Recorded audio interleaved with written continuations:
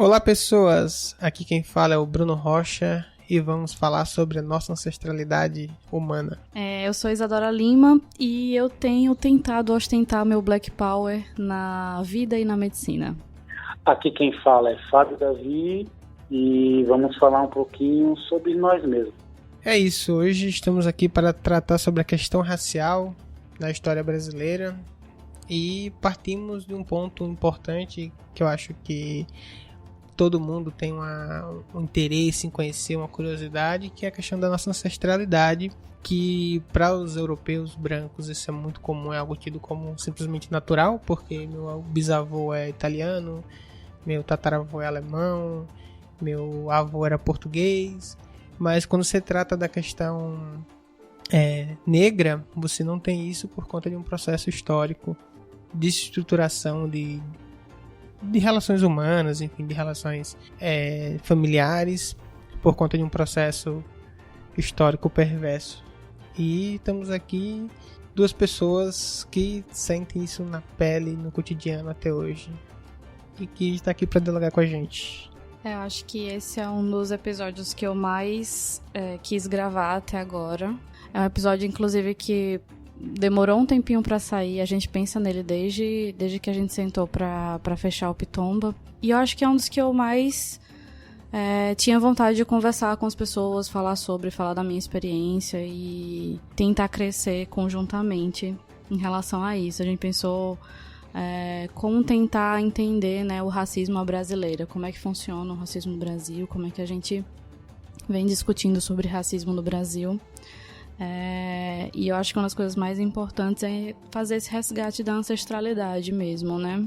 Acho que é isso, né? Já metendo aí meu bedelho na conversa, acho que o primeiro aspecto, né, da ancestralidade ali é quando a gente senta, né, para conversar entre negros e negras, esse aspecto, né, da conversa, da nossa história, sempre vem à tona com uma carga de emoção muito forte, né?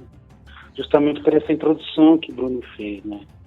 A gente, no geral, não sabe exatamente, né, de onde a gente veio, qual é o nosso ramo aí, né, do ponto de vista familiar, qual o lugar exato de África que nós viemos. A gente tem algumas pistas, né, do ponto de vista das características físicas, culturais, mas não é algo tão fácil, né, de se buscar como, por exemplo, para os descendentes europeus, né, que, por exemplo, conseguem ir aqui no Museu do Imigrante e ver a assinatura do seu tataravô quando chegou aqui no Brasil, né? Isso é uma coisa muito importante mesmo. Falar, né, de ancestralidade desse ponto de vista, né, é muito emotivo. Né? Quando a gente junta uma galera negra para começar a falar disso, é uma profusão de sentimentos assim que é sempre muito difícil, mas muito bacana também. Acelera o coração, né, Fábio? Dá um ataque cardíaco falar sobre isso. Eu tava... Nossa, você falou uma coisa muito importante, assim, de verdade. A gente tava lendo, estudando sobre, eu vi... Você falou um negócio que é mais fácil pro imigrante europeu, inclusive, que é descendente de imigrante europeu, vir pro Brasil e achar o seu ancestral no livro. Os nossos, inclusive, foram apagados e queimados, né, da história. Exatamente, isso é Rui Barbosa. O Rui Barbosa pediu pra justamente apagar esse nosso histórico e queimá-lo, porque a gente não sabe, né, ter essas referências. Na minha escola mesmo, no ensino médio, que é onde teoricamente eu deveria ter aula sobre a história da África, ou uma história que tivesse como um protagonismo negro também, eu não tive absolutamente nada. Dandara eu não fiquei sabendo, por exemplo, da vida de Dandara. Quem foi Dandara eu não fiquei sabendo durante as aulas de história da escola. Eu só vinha conhecer a história dela muito tempo depois, já no movimento estudantil. E assim, eu tenho uma certa... é um receio, assim, que eu tenho, inclusive dos meus filhos, dos meus netos, não conhecerem a história dos meus ancestrais, inclusive por causa desse apagamento, né? Porque a nossa história, ela é contada pelos europeus, ela é eurocêntrica. E assim... Exato. E até essa visão, né, de que em 2000, me ajuda aí, Bruno, a ONU lançou alguns tomos sobre história da África. É uma história gigantesca, né? Então, se não me engano, são 12 volumes, acho que 2005, se não me engano. Muito, muito, muito rica, e como transformar, né, toda essa riqueza de conhecimento, de afetos, numa coisa que dê para ensinar para as crianças nas escolas, né? Não do jeito estereotipado, né, que tem sido hoje, ou quando não é estereotipado, de uma maneira bem direcionada mesmo, né? Mas que as crianças tenham acesso a isso, né? Nossas crianças negras, enfim, que isso seja garantido de alguma maneira para que as pessoas conheçam, né? A gente conhece a mitologia grega, conhecemos o Império Romano, enfim, conhecemos a história da América, mas não conhecemos direito a história da África. Até nórdico, que a gente não tem quase nada de nórdico. Chega até a gente de alguma forma, né? É difícil tem tanta isso. coisa bacana, né, que surgiu lá, e que a gente poderia aprender, inclusive, né, com essa história de África, até para, enfim, né, os cidadãos do mundo conhecer uma parte importante aí da nossa história enquanto humanos, né? Não só essa relação com a África, mas eu acho que mesmo no processo da própria história brasileira, que vocês citaram o Rui Barbosa, mas tem vários momentos da história brasileira que é para se ter muita vergonha, né? Nos processos de apagamento, a gente estava pesquisando aqui, a gente resgatou um evento que completou recentemente não, né? 7 anos atrás já, completou 100 anos, que foi a quebra de Xangô, que foi quando um grupo católico, sempre eles, né, conservador... Como é que define isso aí? Como é que define? Não, católico conservador, estou qualificando, né, as pessoas aqui. E que saíram à rua, enfim, liderado por um tenente que tinha lutado na Guerra de Canudos para destruir Canudos, e saíram quebrando os vários terreiros que existiam na cidade de Maceió. E é tanto que 100 anos depois, o estado de Alagoas, enfim, através do governador, lançou um pedido de desculpas históricos, mas isso, por exemplo, em Alagoas afetou muito a historicidade do próprio movimento negro, do peso que o movimento tinha na cidade, porque muitas mães de santos, pais de santos tiveram que sair da cidade, e todo esse processo de desenvolvimento de expressões culturais de origem afro, eles de certa forma sofreram um baque muito forte. E é um evento muito importante, assim, existe, se você for pesquisar, em quase todas as outras cidades tiveram algo parecido, que era um movimento logo depois do processo do fim da abolição, né, de 1888, e que ainda estava nesse processo de luta muito forte, que era o período também que vivia o processo que o próprio Estado brasileiro patrocinava o embranquecimento da população, e tudo isso como uma tentativa, parte institucionalizada, parte não, do apagamento da história negra da própria colônia, do império e desse Brasil República que se iniciava, né? Mas não só apagamento, né, Bruno? Você não domina um povo só pela força, né? Então, inclusive essa questão que você trouxe, né, das legiões de matriz africana, Candomblé, Umbanda, no processo, né, do Brasil colônia, escravagista, teve um papel fundamental, né, de organização e resistência dos negros e negras, né? Então, não é só a força, né? Tem esse processo de apagamento da história, enfim, de desumanização, mas essa coisa de direcionar, né, o seu ataque à religião, né, que tem a ver com o subjetivo. Como na questão de expressão cultural, né, por exemplo, a capoeira também, tem a ver com isso, né, você quebra qualquer tipo de resistência, não só a física, né, mas a cultural, a religiosa, enfim, isso faz parte esse processo que você descreveu aí, né, de apagamento, mas de dominação total, nos vários né, campos, né, da vida. Do povo, exatamente. E aí a gente vê, rebater nessa questão do... Por que tem essa questão do ponto de vista, né, das religiões neopentecostais de fazer como posso descrever assim... Uma demonização das religiões? Né, um contraponto diretamente com as religiões afro. Por conta disso, né? Sim, é ideológico, né? A justificativa, né? Exato. Você vê a galera subindo no morro, hoje em dia, as milícias de Jesus e Sim. atacando terreiros de candomblé. Enfim, sim, exatamente. esse tipo de coisa, né? Então é uma justificativa para a opressão, né? Você acaba criando uma justificativa para a opressão, inclusive em relação à própria religião, né? De matriz afro. É uma forma de você apagar a identidade de um povo. Porque, inclusive assim, a gente tem que sair, voltando um pouquinho para o anterior,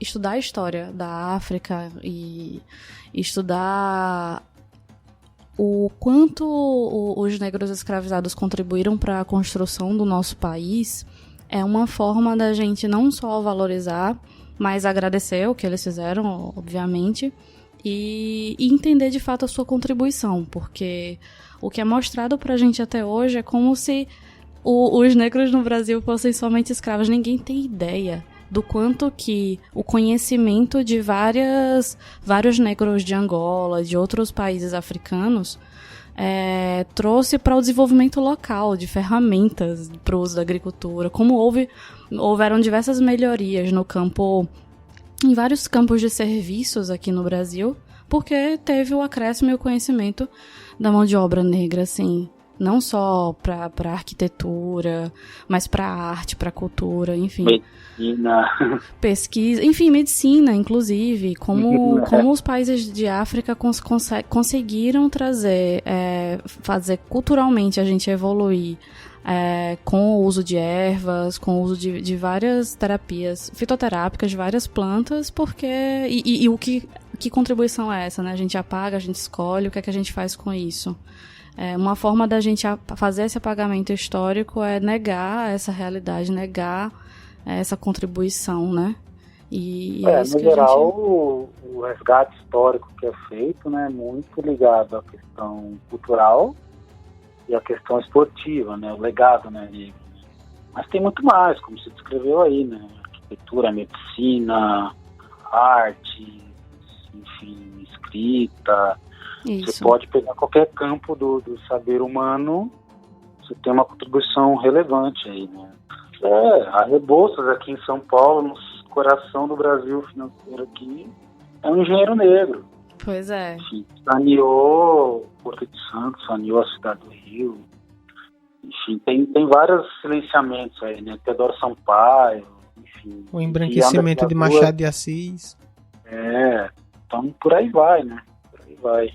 Tem muito silenciamento e isso foi feito de maneira consciente, né? Você negar tanto esse acesso, né, para a comunidade negra e silenciar os expoentes, né, também, porque é isso, né? Pra gente só cabia o trabalho braçal, né? Exatamente. Agora é muito gritante, né? Dos 518 anos que o Brasil tem, 350 foram só do período da escravidão. E a gente não ouve em nenhum lugar da história o protagonismo negro, assim, muito difícil das revoltas, por exemplo, das revoltas negras no Brasil. Muitas delas eu ter estudado em 20 minutos de uma aula, sabe? Nunca foi aprofundado. E foram grandes períodos na história. Isso que eu fico abismada. Às vezes eu fico, poxa, a gente vai estudar a revolta dos malês. Mas você vai contar um determinado período da história que é longo. Em tão pouco tempo, existe uma procura ideológica de se controlar aquilo ali, né? Que não faz sentido.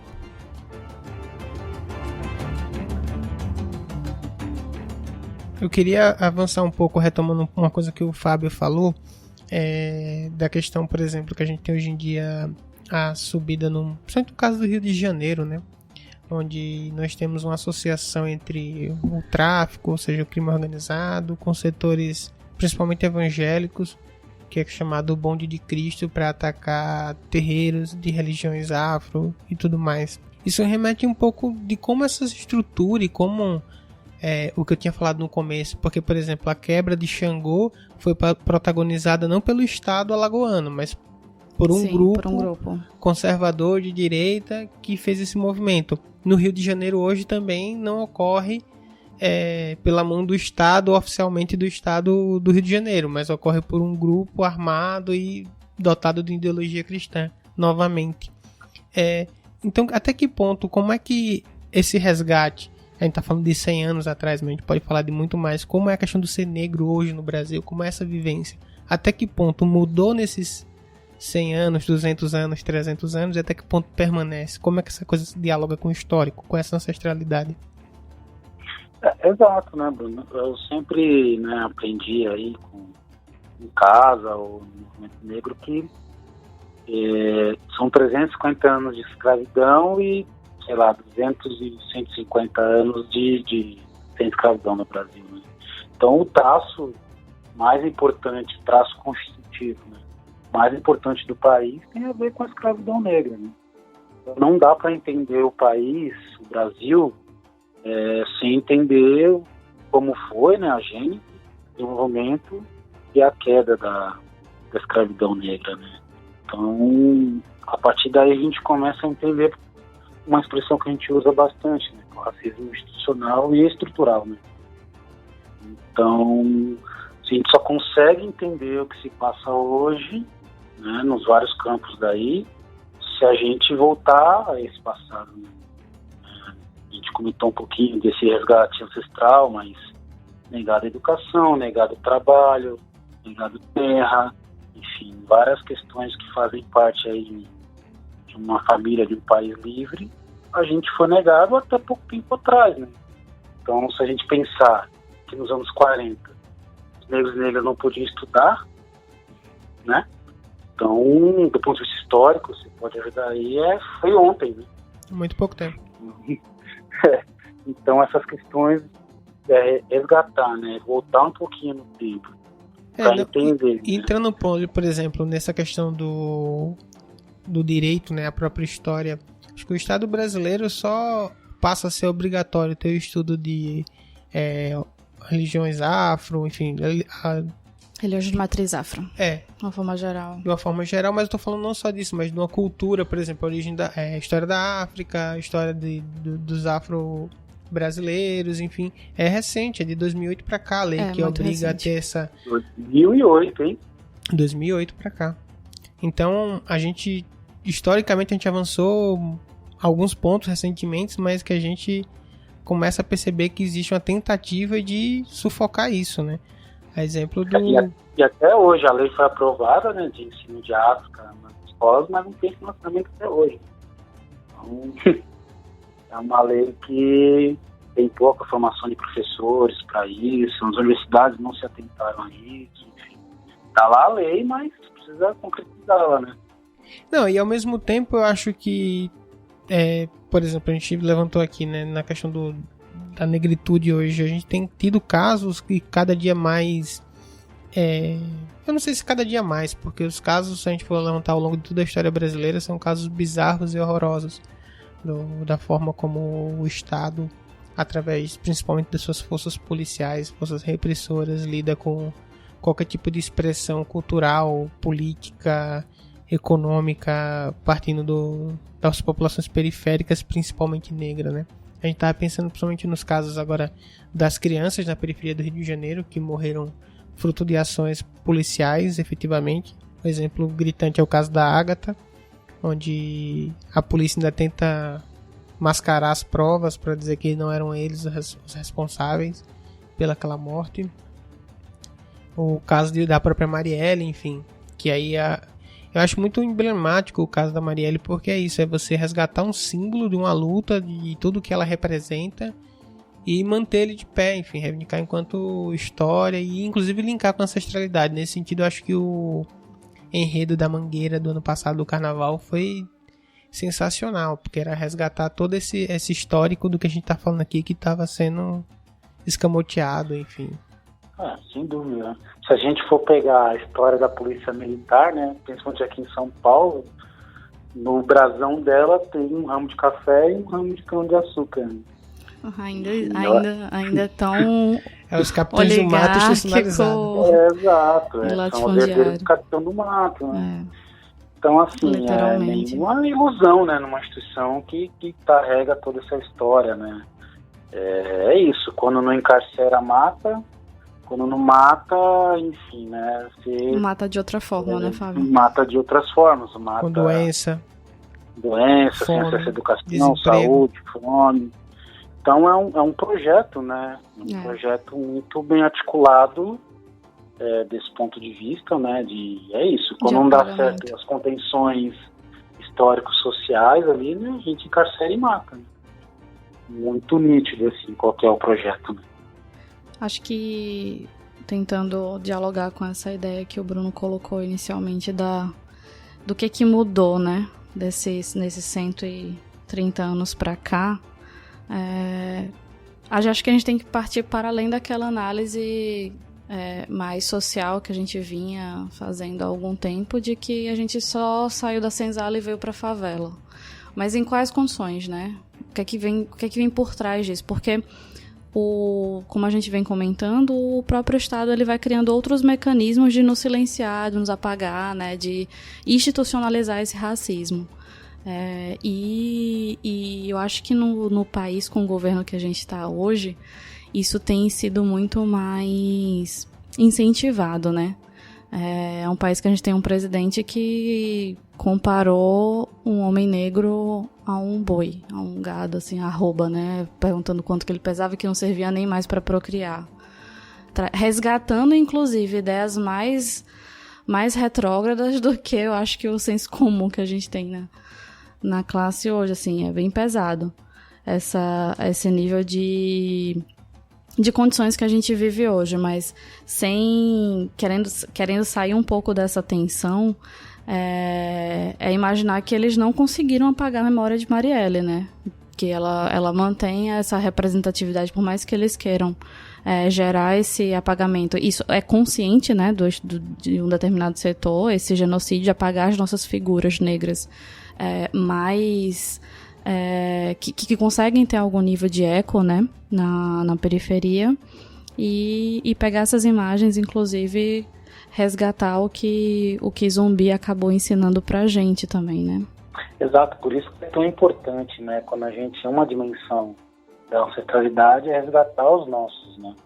Resgatar os nossos heróis, as nossas histórias, enfim, para fazer essa conexão de existência, né? Então, por isso que é uma dimensão importante, que eu acho, da ancestralidade, da história, de trazer esses exemplos de luta e resistência, para que é isso, né, como diz o nosso povo, né, nos encher de axé, para poder continuar, né, de força vital mesmo, para poder continuar, para a gente saber de onde a gente veio, né, que vieram outros e outras antes de nós, que tiveram histórias, como você falou, da Marielle e da Andara, Luísa Marim, enfim, de tantos outros e tantas outras. Sim. Que de alguma maneira tentaram, né, lutaram contra o que o Bolsonaro representa hoje. Que é isso, né? A palavra na boca dele, quando fala para milhões, autoriza ainda mais, né, legitima esse Estado racista. E é isso, quando alguém aperta um gatilho baseado no que ele falou, que ele também está tirando, né? Uhum. Legitima e dá força para essa galera. Tipo, não vai acontecer nada. O presidente está falando, é legítimo, entendeu? E aí, como a gente já tem um estado de racismo institucional, esse histórico todo, só aumenta o encarceramento, só aumenta o genocídio, né? A gente vê todo santo dia na TV, enfim, nos jornais. A perspectiva não é muito boa nesse sentido. E aí, Bruno, é assustador, né? Depois que eu me tornei pai ainda, né, eu tenho meus sobrinhos, né? E a gente tem os nossos familiares e tal. assustador pensar que eu crio um filho na periferia de São Paulo, a polícia militar paulista, que a gente sabe como é que é, enfim, não é muito diferente no Brasil, nessa conjuntura, né, de Bolsonaro, é assustador, né, essa dimensão acho que é importante, né. Eu me lembro que nas vésperas da eleição eu estava conversando com meu irmão que defendia o capitão, a respeito justamente disso, porque o meu irmão é negro, a esposa dele é negra, ele tem uma filhinha negra, ele tem um enteado negro, e eu discutindo com ele, cara, tipo, o que esse cara defende é tudo contra o que você é pobre, periférico e negro, desempregado. Você não tá no plano de governo dele. Esse discurso mobiliza do ódio, contra a corrupção, contra que a mamata vai acabar. Mas qual é o conteúdo de fundo que esse discurso representa? Ele te atende? Ele te traz uma perspectiva de futuro, de vida? Só que, enfim, não tive muito êxito na discussão naquele momento, mas eu tentei fazê-la, entendeu? Mas é isso.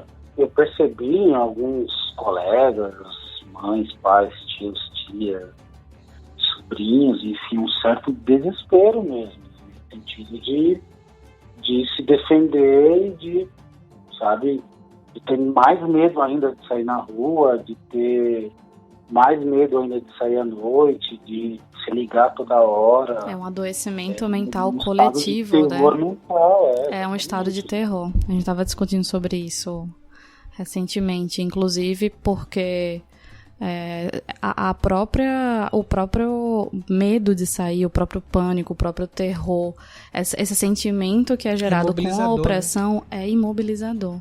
É uma forma de dominação também. É uma forma de dominação psicológica. E a gente tem que agir na contramão disso tudo, né? Que é o quê? Gerando mais informação e garantindo que as pessoas consigam resistir para sobreviver. Porque no momento a gente está nesse nível de embate.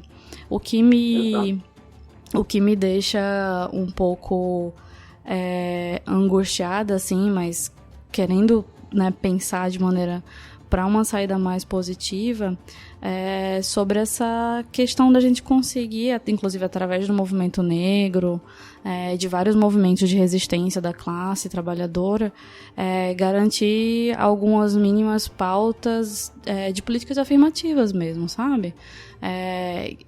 Há um nível de importância nisso, né? O cota não é esmola, um slogan recentemente, assim, que eu tenho ouvido importante de algumas pessoas do movimento cultural negro que fazem esse movimento também de resgate na ancestralidade, que estão tentando essa via de saída pela esquerda, mas também mostrar, escancarar para os nossos que a democracia racial no país é um mito, né? Que isso não existe. E isso a gente percebe todos os dias quando você vê um corpo negro caído, né?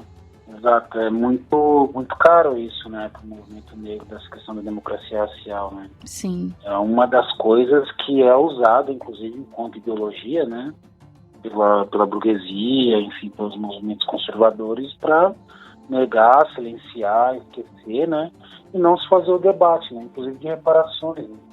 É justamente por isso, porque compreender esse processo histórico de submissão e apagamento da população negra no Brasil significa necessariamente assumir uma dívida, onde esses caras querem continuar negando e querem continuar fazendo essa máquina de moer gente, que é o Estado brasileiro, funcionar. Então, é justamente nesse ponto em que eles querem atuar. Esse movimento, inclusive, de ideológico mesmo, cultural, desse mito da democracia racial, acho que ele surge mais ou menos no mesmo momento em alguns lugares do mundo, assim. Aqui, relacionado, inclusive, ao movimento negro, né? Acho que no Brasil a gente começa a ter uma tentativa de ruptura, né, com pessoas como Gilberto Freire, que foi um cara que tentou desenvolver até as últimas consequências, né, alguma produção com Casa Grande Senzala. Nos Estados Unidos eu lembro que tem também uma tentativa de colocar o negro enquanto estuprador, né? O homem negro estuprador, aquele que vai atacar suas mulheres à noite, enfim.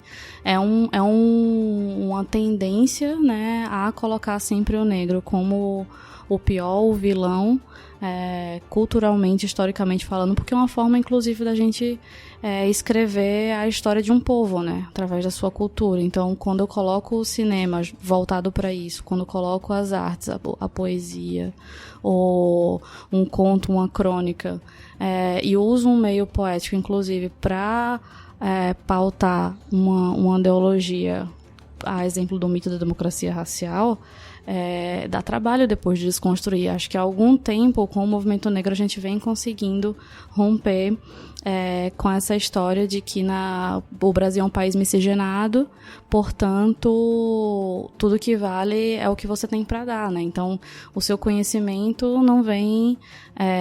você tem o poder e o mérito, né, de estar ali em um determinado lugar, na universidade, na escola pública ou na escola particular, porque você mereceu estar ali. Você fez todos têm a mesma largada, saíram do mesmo posto.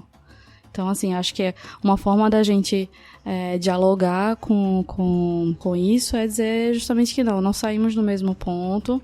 A questão, inclusive, das oportunidades são totalmente diferentes. A gente precisa de uma reparação porque, foram muitos anos em que os meus ancestrais, inclusive, perderam o sangue, a vida, deram tudo de si para a construção desse país. E isso a gente tem que ter um certo nível de valorização também. Exato, né? Aí entra toda a discussão de cotas e tudo mais, né? Enfim, que é só uma parte do negócio, né? Se a gente for pegar o exemplo do povo judeu, teve reparação pecuniária, né, galera? Cada família judia, cada pessoa recebeu uma grana aí, né, em relação ao Holocausto. Enfim, é uma discussão também importante, né, porque tem essa dimensão material, essa dimensão de resgate, mas é isso, né, de reescrever a história do país sobre uma perspectiva nossa, né. Que, no geral, a história é escrita por quem venceu, entre aspas, né, do ponto de vista bélico. Mas uma parte importante da nossa luta, a nossa narrativa, né, sobre isso também está colocada na mesa, né? Então isso é importante.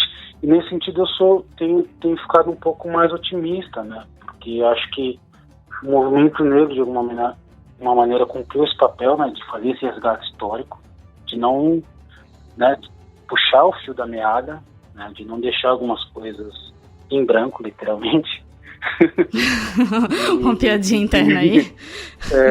De fazer esse papel mesmo que é inclusive da nossa cultura, né, de transmissão da história oral, né? Sim. E oralidade. De não deixar morrer algumas coisas. O movimento negro cumpriu esse papel que, em tese, seria da escola, né? Mas no Brasil quem cumpriu foi o movimento negro. E eu acho que tem alguns frutos bacanas. A gente parte hoje, né, na realidade, de um patamar melhor do que os nossos avós, por exemplo. Sim. Eu vejo uma meninada aí, especialmente as mulheres negras, né, sim, do ponto de vista de estética, organização, de resgate de cultura, sim, a relação estética com o cabelo, com enfim, sua autoestima, sua identidade. Muita vanguarda negra mesmo, mulheres negras, né, que tem ajudado muito, assim, nessa discussão de resgate cultural, de não deixar algumas coisas morrer, questão estética, cabelo, transição capilar, organização do movimento, enfim, estão na linha de frente de algumas coisas. Eu acho que isso é um pouquinho fruto também, né, dessa aposta que o movimento negro fez também de fazer essa parte pedagógica, né, digamos assim, né, de não deixar morrer algumas coisas, né. Não, acredito que sim. Acho que a gente é reflexo disso, né, Fábio? Assim, a nossa geração, inclusive, ela é um pouco reflexo desse esforço que a geração anterior do movimento fez, né? Chegar... Eu, inclusive, me reconheço negra há pouco tempo. Tenho que falar aqui. Mas veio... Acho que foi até tarde esse momento da autodeclaração. Eu consegui fazer a transição... eu acho que eu completei minha transição aos 27 anos, 2017. Então eu tô mais ou menos uns 2 anos, 1 ano e meio, quase 2 anos, de ter feito a transição capilar, né? Pra eu conseguir, eu acho que eu como outras mulheres negras, pra gente conseguir chegar nesse momento de fazer literalmente o corte, tirar toda a química do cabelo, tem que ter um nível de muito grande, de autoestima, rapaz, pesado. Porque é doloroso, né, Elisa? É muito doloroso, você tem que romper com um monte de coisa, né? Sim. Você tem que romper com uma história que é contada, que, enfim, todos os adjetivos negativos tá colocado a questão do negro da negra, né? Pois é. Negro é feio, negro tem cabelo de ruim, né? A questão da estética, né? Negro não é capaz intelectualmente, o negro só sabe jogar bola, jogar capoeira, enfim, né? Exatamente. Tem uma limitação aí. Quando você externiza isso, né, na questão, por exemplo, da transição capilar, mas tem outras formas de externar isso, você está rompendo com um monte de coisa, né? Então isso é muito doloroso, assim, especialmente para as meninas negras, né? Porque tem a dupla opressão, né? Então é mais difícil ainda, eu acho. Então, quando a gente faz esse resgate, né, de não, meu cabelo é assim, né? No movimento negro tem uma história que todo mundo tem um segundo nascimento. Todo negro, toda negra nasce 2 vezes. A primeira quando nasce mesmo, né? Sim. E a segunda quando se descobre negro ou negra. Que é sempre muito marcante, né? Nossa. Sempre tem um episódio... Sair da casca. Mesmo, exatamente. Né, é sempre muito doloroso. E quase toda negra, todo negro lembra desse momento. Não, e começar a bancar isso, né? Bancar isso, e entender, olhar pra trás. Descobre negro, né? Isso. Descobre negra porque sofreu um episódio de racismo. Sim. Porque foi negado alguma coisa, enfim. Esse episódio, né, de se descobrir negro e negra é muito doloroso. Isso é muito interessante, assim, porque às vezes a gente passa por alguns episódios de racismo ao longo da vida e não cai na real de que aquilo é racismo, porque tudo ao seu redor diz que não é, sabe? Todas as pessoas ali do meio dizem que isso não existe, que não existe racismo no Brasil, você tá ficando louca. Aí você começa a passar por mais de um episódio e começa a ver que tem a ver com características físicas. Com quem você é. Com quem você é, literalmente. Ao ponto de eu chegar a ouvir determinado dia que eu vim fantasiada de mim mesma pro trabalho. Eu, como assim? Eu vim fantasiada porque a minha cor é igual a cor das técnicas que trabalham comigo, porque eu sou médica e elas são técnicas e a gente tem a mesma cor. Então, assim, o processo de se reconhecer negro, de se autodeclarar e de criar essa identidade da pessoa negra e ter orgulho disso é extremamente doloroso, mas eu acho que é a coisa mais libertadora que já me aconteceu na vida. De verdade. Exato. E os negros e negras que não o fazem, né, que reproduzem, né, o racismo, o fazem inclusive como autodefesa, né? Sim. Porque é duro, né, você ir contra o mundo nesse sentido. Sim. É muito duro e às vezes você tá sozinho, né, nessa empreitada e você não tem inclusive apoio familiar, amigo, né? Sem rede de apoio, junto, rede social. Você não tem amigo, você não tem ninguém. E aí, enfrentar tudo isso sozinho é muito difícil. A pessoa às vezes não tem repertório suficiente, né? Precisa ali de uma bagagem pra fazer ela aguentar, bancar, como eu falei. Não é fácil bancar tudo isso, mas o nosso objetivo, inclusive, é fortalecer quanto mais pessoas, quanto mais o povo negro em si conseguir reconhecer essa vitalidade, essa força interna que a gente tem. Acho que a tendência é melhorar, assim, é ter uma guinada, ter uma virada.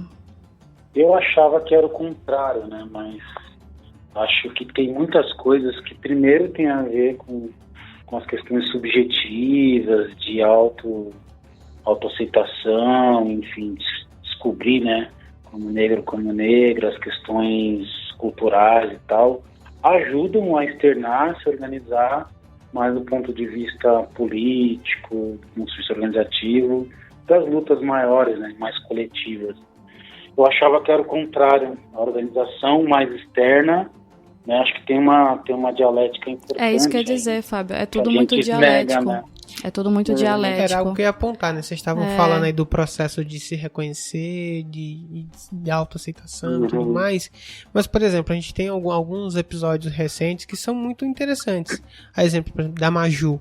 Sim. Dela ser uma apresentadora negra, de um telejornal e tudo mais, e uma criança ver ela na TV e se reconhecer. É um momento de representatividade. Essa criança já não vai ter o mesmo processo que vocês tiveram para se reconhecer negra, porque ser negro também é um espaço bom. Uma menina negra que vê a Isa como cantora, que vê como outros... Uma referência positiva, né? Isso, Sim. justamente. Então esse processo de autoaceitação, ele também é importante. O que não quer dizer que o fato dessas pessoas ocuparem esses lugares acabou o racismo, acabou a opressão. Nada disso. Mas é um passo importante.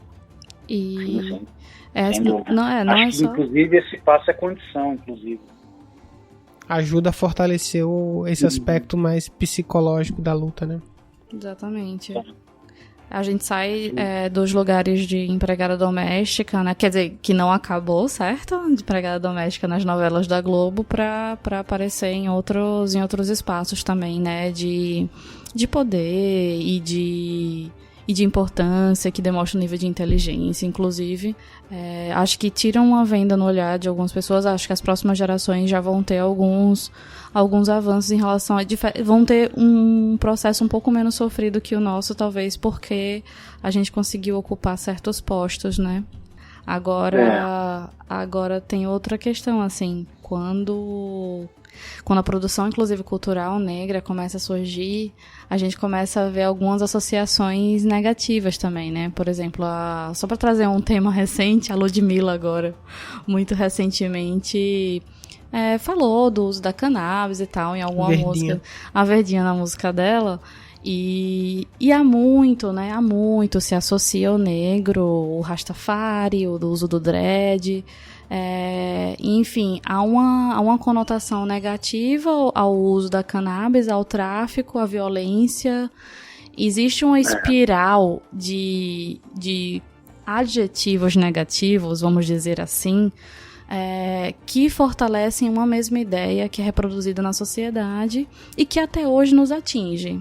E por mais que a Ludmilla, por exemplo, seja uma mulher negra que veio da periferia e que aparece na televisão, ela não vai deixar de ser açoitada com comentários absurdos, assim, né? E ter um certo nível de censura, inclusive. Então, quando... Tem uma ilusão, né, que na sociedade capitalista, que se você tiver dinheiro, você vai ser aceito, né? Pois é.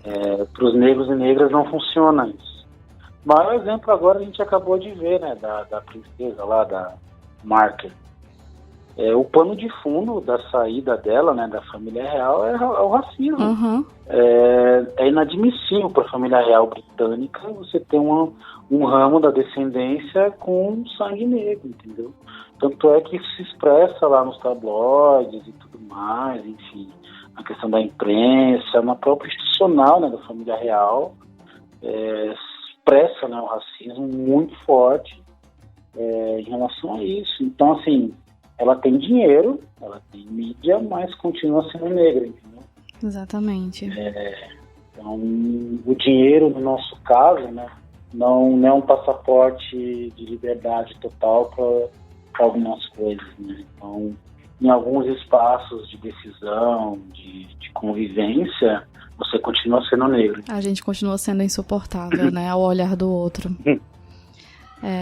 Eu acho que para concluir esse ponto, assim, eu queria trazer só uma questão. Comecei a falar da música, porque eu acho que a música é um momento interessante, assim, a produção cultural da nossa ancestralidade, enfim, o que a gente passa através da música, de alguma forma se perpetua ao longo dos anos. Não, só interrompendo aqui a Isa, na realidade todo tipo de produção negra e periférica no Brasil foi criminalizada. A capoeira foi criminalizada, o samba foi criminalizado durante o período, hoje é o funk que tentam criminalizar, e por aí vai. Então sempre há esse alvo, digamos, nas costas, seja das pessoas por serem quem elas são, e seja das suas expressões culturais, políticos, religiosas, Não, era isso, era basicamente isso. Isso aconteceu com o samba, e quando o samba foi, na realidade, protagonizado por pessoas não negras, ele teve algum nível de sucesso, de ascensão, de disseminação. Quando o samba tava... Pois é, e aí vira bossa nova. Então, não é isso. Eu acho que a produção cultural periférica, ela só vem a ser reconhecida em parte quando ela é apoderada por um setor não negro, branco, enfim. E aí ganha algum outro status. Acho que isso é importante colocar também. Mas eu acho que a gente vive pensando... Mas a gente vive novos tempos também, né? Com outra... Assim, a coisa continua estrutural, mas acho que existem outras possibilidades. Por exemplo, tanto a questão do funk, que se espalha pela periferia do país inteiro, mas aqui no Nordeste, por exemplo, a gente tem um fenômeno que começa aqui no Recife, mas que se espalha por outras capitais também, do brega funk. O passinho. O passinho, que é uma expressão própria e que a galera, tipo, muita gente escuta, mobiliza muito dinheiro e meio que sai por fora das coisas tradicionais, justamente pelas novas mídias, enfim, novas... por exemplo, nos anos 50, 60, você dependia de uma gravadora para você lançar. Hoje em dia, o nosso podcast aqui, que não tem patrocínio nenhum, tá no Spotify, entendeu? Então, acho que, assim, abre muitas possibilidades pra gente fazer essa disputa ideológica na sociedade.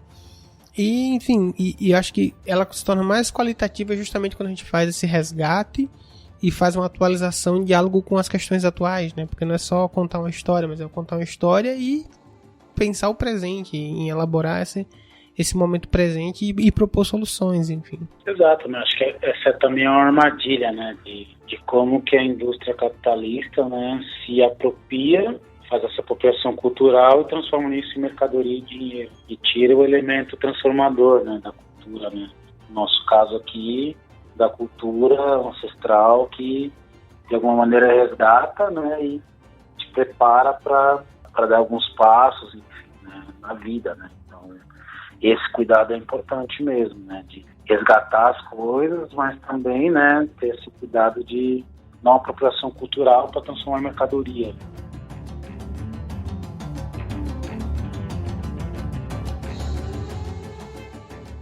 Excelente. Não, eu acho que a ideia de pensar a ancestralidade e como a valorização e o resgate, inclusive, faz a gente pensar e lembrar, né, que no Brasil, que a gente viveu um período histórico super importante e super doloroso para um setor da população. Foi o país que mais recebeu pessoas negras escravizadas no mundo inteiro. E também foi o último país a abolir a escravidão.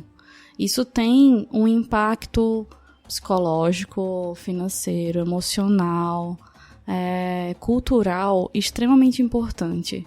E aprofundar essas análises faz a gente entender que pensar que a nossa história, né, ela é reflexo desse momento, assim. E visitar um lugar como, por exemplo, o Museu Afro-Brasil, aí no Ibirapuera, foi pra mim uma experiência muito importante, assim. Não sei se você já foi, Fábio. Você já foi? Sim, já, algumas vezes. Pois é. É se colocar em contato com todo o nosso povo, digamos assim. Mas você estava falando, Isa, desses lugares, né, que a gente se sente mais conectado, né, com toda a história. Eu, quando fui ao Rio, no Pia Mauá, foi uma experiência emocional muito forte. Assim. Foi um dos lugares que mais chegaram negros na América. Né? Sim. Lá, e virou patrimônio da humanidade, enfim. Você sente uma energia, uma conexão, né, com todo o sofrimento que aquele lugar teve, enfim. Sim. Ali na Gamboa, né, na zona portuária do Rio, que é um negócio muito especial, assim, doloroso, mas especial também, né? Você tem uma conexão com aquele lugar, como é no Museu Afro, enfim. Quando você vai em Salvador também, né, você sente uma conexão.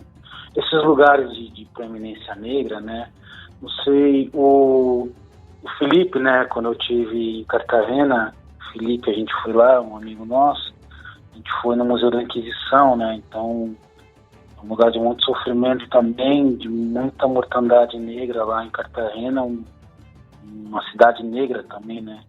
Fundamentalmente. Então, você entra em contato, né? Quando você entra nesses momentos especiais, né?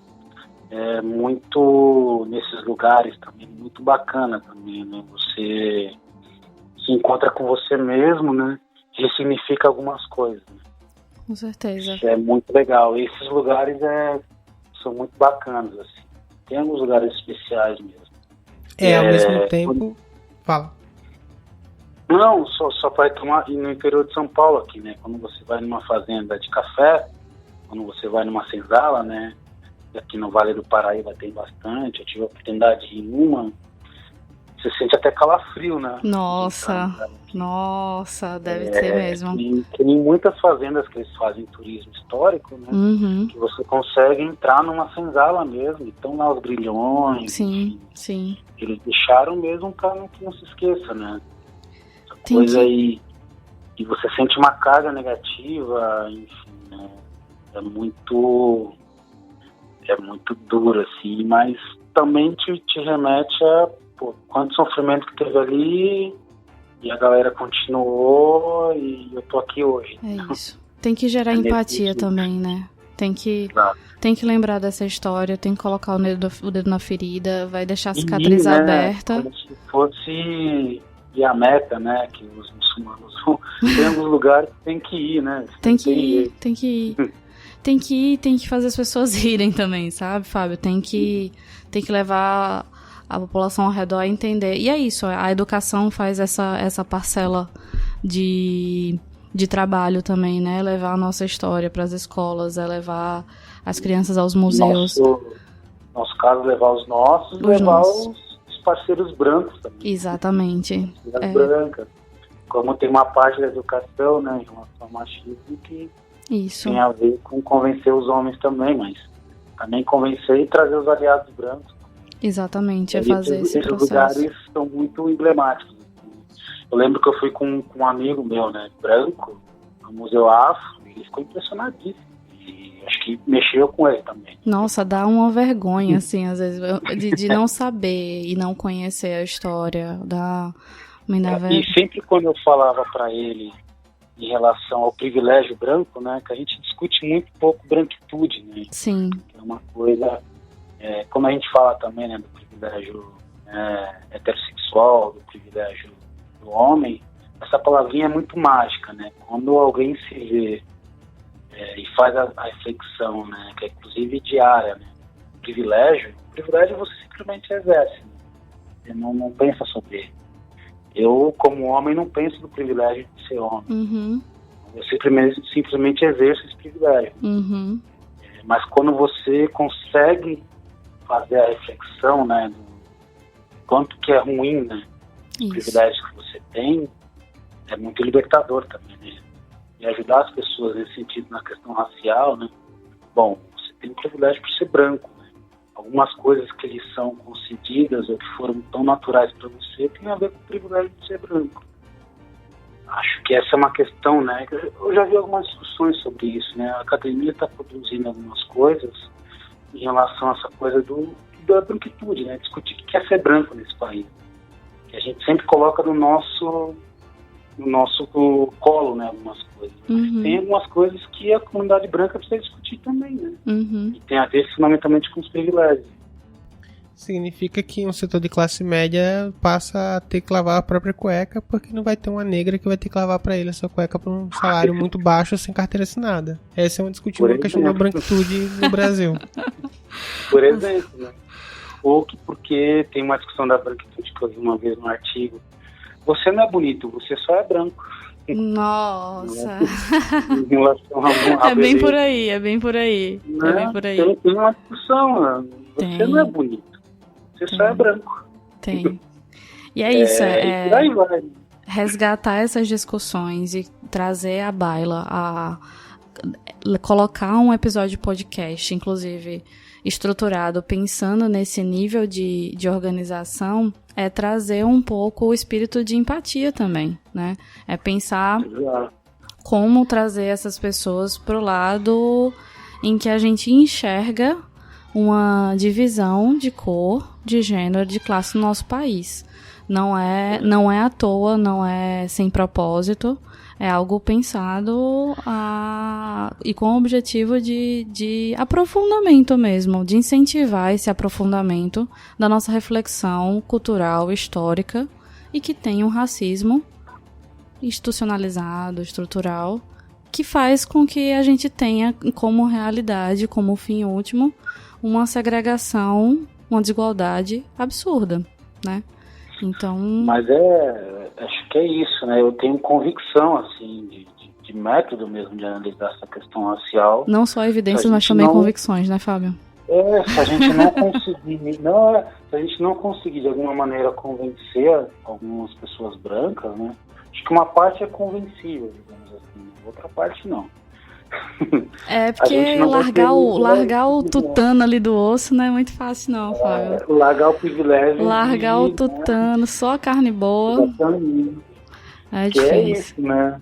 Se a gente não conseguir de alguma maneira fazer uma disputa, né, de consciência, de abrir mão de privilégio de alguns setores brancos, acho que a gente vai ter dificuldade, né, de avançar na questão racial. Mesmo assim.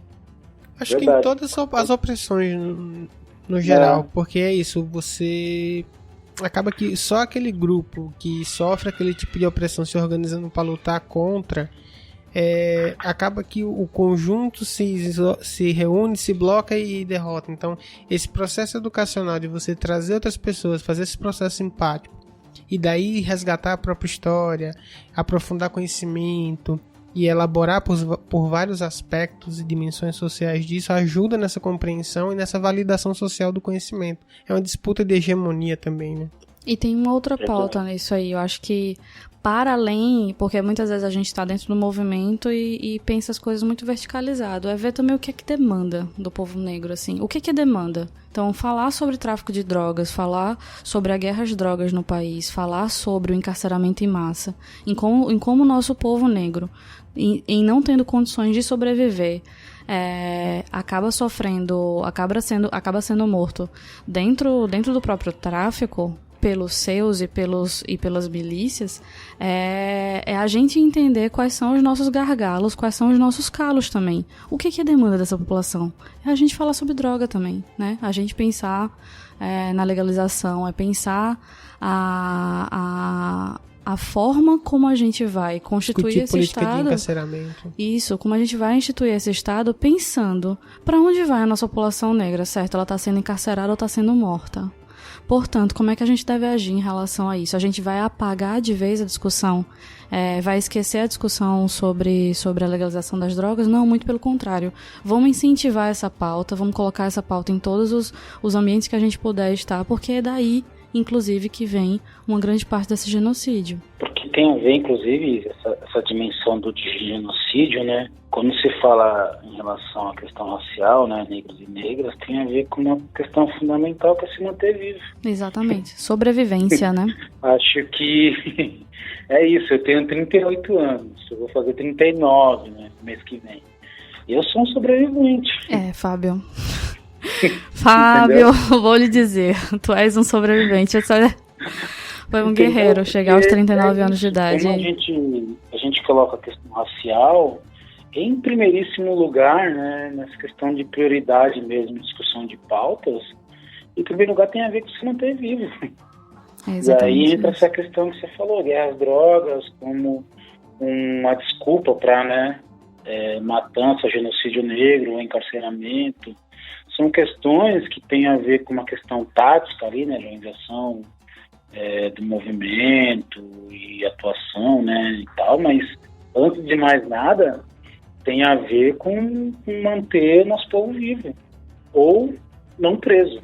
Eu me lembro que eu tava vendo aquele minissérie que o Drauzio Varela produziu lá, o Drauzio de Chava, uma coisa assim. Aí tem uma hora que eles vão entrevistar a galera, o movimento de periferia no Rio.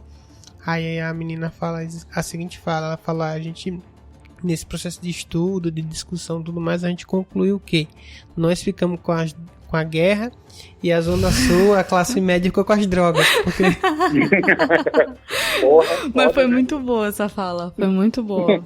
Literalmente, a gente fica com sintetizou bem. Então, galerinha, eu acho que o nosso objetivo mesmo com esse episódio é tentar, de fato, compreender melhor o nosso passado.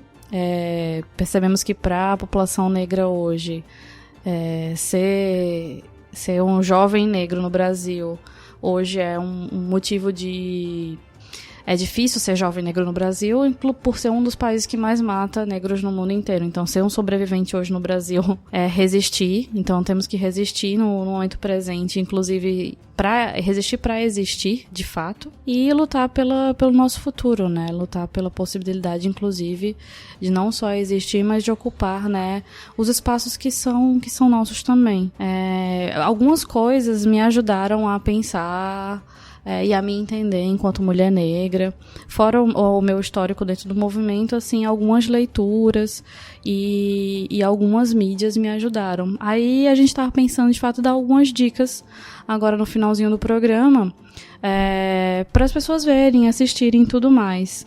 Tem uma banda nordestina que tá me fazendo muito bem, assim, e que eu super indico para todas as pessoas, porque é um exemplo de como a produção cultural nordestina e negra tem avançado e como é possível fazer uma discussão política foda. A Baiana System, né, que eu acho que tem uma galera que já conhece, mas quem não conhece, super indico para conhecer. E queria indicar um documentário também. Tem um documentário na Netflix que se chama 13ª Emenda. É um documentário norte-americano, mas que traz um pouco dessa perspectiva de saída da população negra norte-americana para dentro do encarceramento em massa e como isso gera lucro para a própria indústria de penitenciárias nos Estados Unidos, mas ele perpassa por um histórico bem interessante. E minha última sugestão é a questão de conhecer o Museu Afro-Brasil. Acho que quem estiver em São Paulo fica no Ibirapuera e é um museu assim extremamente importante. Eu acho que quem tiver a oportunidade deve conhecer. Eu queria primeiro agradecer aí a conversa, né, Bruno, Isa. A gente que agradece, Fábio. Você mora no nosso coração. Verdade. E sinta-se convidado para os próximos temas aí que a gente vai organizar. Valeu. Foi muito bom o papo, passou rápido. Suave, né? Um papo suave. Acho que a gente cumpriu o objetivo aí, né? Que eu acho que é isso, né? Como as conversas são mais tranquilas, leves, suaves, eu acho que a gente manda o recado também, né? Não precisa ser duro, vertical, enfim, né?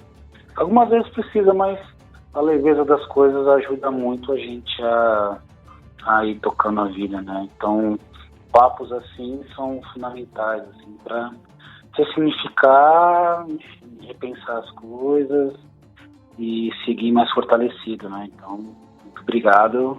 A gente que agradece. Pelo papo aí. E eu queria só deixar 2 dicas, na verdade, né? Eu acho que quem puder ir ao Rio, né, e visitar lá o Pier, Mauá e aquela região do centro do Rio, Gamboa e tal, é uma experiência de negritude muito bacana. E queria deixar algumas sugestões de autoras negras, né, que eu acho que são bem bacanas de ler. Sueli Carneiro, Jamila Ribeiro, enfim, Chimamanda. Tem várias autoras negras aí, né, que estão produzindo literatura e conhecimento muito bacana, que eu acho que vale a pena, quem tiver um tempinho aí, dar uma olhada nessas autoras negras aí, umas mais históricas, mais antigas, outras mais contemporâneas, que tem o que falar, tem muito o que falar. Eu acho que é bacana quem tiver aí fazer algumas aquisições nesse sentido, para poder se fortalecer aí, acho que é bem bacana. Beleza, minha gente? Calma ainda, tá com a minha vez agora. Não, então, eu acho que na minha posição aqui de historiador, acho que tem um livro bacana para ler e pensar essa questão mais estruturada da relação entre capitalismo e escravidão. Eu acho que o título do livro é justamente esse, Capitalismo e Escravidão. Qual que é aí, Bruno? É o Não ouvi o nome. Capitalismo e Escravidão, do Eric Williams. Ah, do Eric Williams. Isso, que é um historiador negro de Trinidad e Tobago, que consegue uma bolsa de doutorado no Império Britânico, né? 1930. E ele escreve justamente essa tese sobre a relação entre a formação do capitalismo industrial britânico e o tráfico de negros da África para as Américas, como essa relação, o tráfico financiou a acumulação de capital e patrocinou a Revolução Industrial Britânica. Essa é a primeira indicação de leitura. Teve uma edição recente que foi prefaciada pelo professor Rafael Marques da USP, ficou bem legal. A outra indicação que eu acho que, em termos de lugar, já que a gente citou vários lugares, trazendo aqui para o Nordeste, que acho que é um resgate histórico, apesar que, no meu ponto de vista, eu acho que deveria ter uma ocupação maior do movimento negro, uma organização melhor do espaço, mas é um espaço muito bacana para visitar, que é a Serra da Barriga, em Alagoas, União dos Palmares, que foi a sede do Quilombo dos Palmares. Ah, ainda não fui, hein? Tem que ir, cara. Temos que marcar de ir junto, Fábio. É uma vista maravilhosa, assim. E, por último, que eu acho que foi uma dica, na verdade tem outra dica, que é um estudo que eu sou coautor na Unifesp sobre violência de Estado, que tem a ver justamente com o extermínio da população negra e periférica em São Paulo, que é sobre o conflito entre as forças policiais do Estado de São Paulo e o PCC, que resultou num revide da polícia, das forças policiais à periferia paulista, que matou, a gente não tem números precisos, mas beira 600 pessoas em uma semana, e isso majoritariamente negros. Aí a gente fez um estudo de caso lá sobre a Baixada Santista. Violência de Estado tem gratuitamente para baixar em PDF. Depois eu posso deixar os links na descrição desse programa. E por último, que eu acho que foi uma das bandas que mais me ajudou a elaborar um pouco disso, Planet Hemp.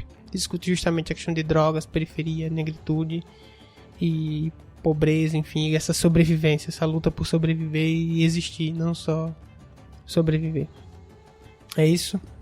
Temos um programa, Bruno Rocha e Fábio Davi.